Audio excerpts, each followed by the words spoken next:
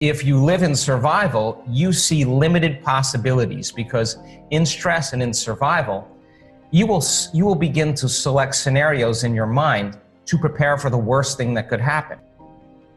Sits right next to your heart, called the thymus gland. Thymus means time, like a time leaf. Has two functions. It has a endocrinological function, which makes growth hormone, which is the fountain of youth. That's what causes a response and repair quickly in the body and regeneration. And then it has an immunological function, and it releases a chemical called thymosin. And when activated, thymosin signals T cells, your elite force in your body. And T cells have receptors on the outside of their cells that have to be activated. And when you're feeling gratitude or love, it's a time for growth and repair. And the emotion then is what begins to select and instruct different genes and activate these T cell receptors that cause the T cell to actually be able to become powerful or empowered against foreign agents, viruses, bacteria, molds, even cancer cells. So by moving into a state of balance, you're strengthening your inner environment. These T cells can actually combat the very foreign agents from our environment, and it's happening right now. But if you're living in fear, and the chemical response to your environment is saying it's dangerous or threatening out there, then those chemicals actually shut down the T receptor sites, because it needs energy for the emergency in the outer environment. So we become more susceptible to foreign agents in our inner environment.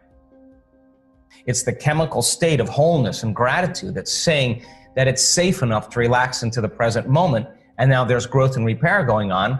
The chemical signal then activates the receptors activate the gene. The gene makes a protein called an immunoglobulin, and immunoglobulin A is your primary defense against bacteria and viruses. And those antibodies are Y-shaped proteins that actually stop the receptors from a virus or a bacteria from attacking it. That causes you to become more immune to the conditions in your environment. I refuse to be a victim or be victimized by this circumstance.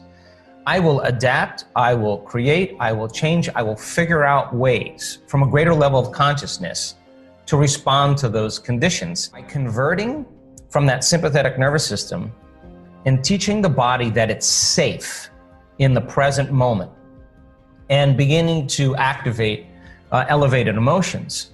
If you just practice that for 10 minutes a day for 2 or 3 times a day, immune system will strengthen by 50%. That's a significant amount of change.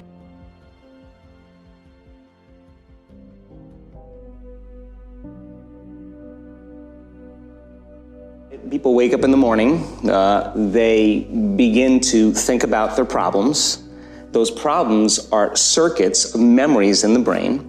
Each one of those memories are connected to people and things at certain times and places. And if the brain is a record of the past, the moment they start their day, they're already thinking in the past. Each one of those memories has an emotion. Emotions are the end product of past experiences.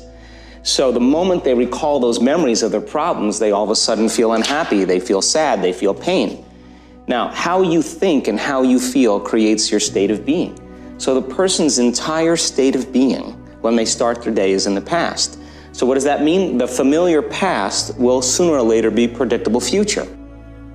If you believe that your thoughts have something to do with your destiny, and you can't think greater than how you feel, or feelings have become the means of thinking, by very definition of emotions, you're thinking in the past. And for the most part, you're going to keep creating the same life. So then people grab their cell phone, they check their WhatsApp, they check their text, they check their emails, they check Facebook, they take a picture of their feet, they post it on Facebook, they tweet something, they do Instagram, they check the news, and now they feel really connected to everything that's known in their life. And then they go through a series of routine behaviors.